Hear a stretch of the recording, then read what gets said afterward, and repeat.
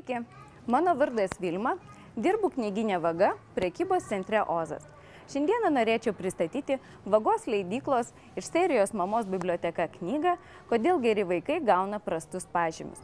Aš kaip ir dauguma tėvų norėčiau, kad mano vaikų gyvenimas susiklostytų sėkmingai, kad jie būtų laimingi, todėl ir domiuosi šią seriją. Ši knyga mane patraukė, vos tik perskaičiau jos pavadinimą. Aš visuomet maniau, kad mano dukra gauna prastus pažymius, todėl kad per mažai dėmesio skiria mokslams, kad tiesiog tingi.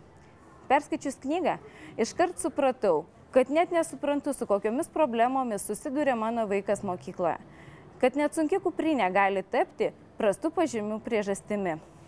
Kodėl geri vaikai gauna prastus pažymius?